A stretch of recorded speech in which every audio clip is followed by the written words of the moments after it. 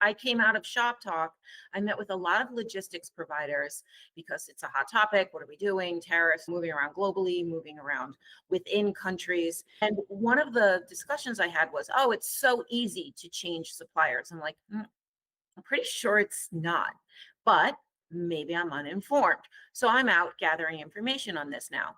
So, yes, of course, it's easy if you're going from, if you're not having a checklist of, the word I'm looking for is, I guess, a checklist of socially important information, such Mhm. as child labor laws, sustainability compliance, et cetera, working hours, working conditions. And my experience with that is big brands, whether it be Gap or some other, would physically inspect before changing and annually or even more frequently make surprise visits and go there. So, how is that simple? That's not simple. So, is it simple and I'm mistaken? Please, I'd love your thoughts.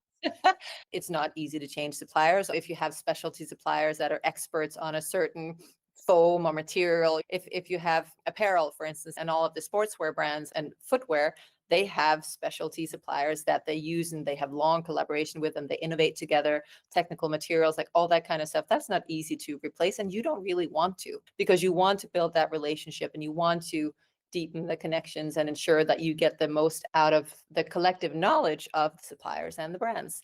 They have not only a code of conduct, but as you say, they actually go out and check that code of conduct is being followed. And they also empower their manufacturers to follow it. So they also try to see, okay, how can we actually help you do this in a way that works and that is tangible? So with that, if you don't need, if you're just sourcing, I just want a white t-shirt as cheaply as possible, then you probably don't care. And then it's easier, of course, because you don't have a relationship. You don't need it. You just want a cheap product at a cheap price. And that's not to say that all, fast fashion is necessarily operating that way.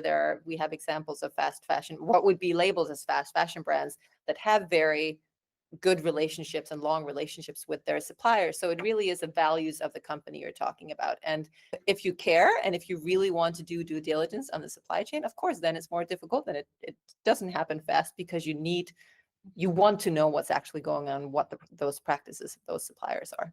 There's probably a short list of more ethical suppliers versus global supply chain.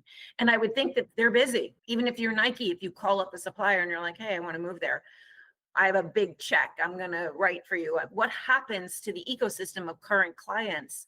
How do they fit it in? How do they, again, I just don't think it's that easy to, on a whim, on the signing of a document, move your suppliers around the world.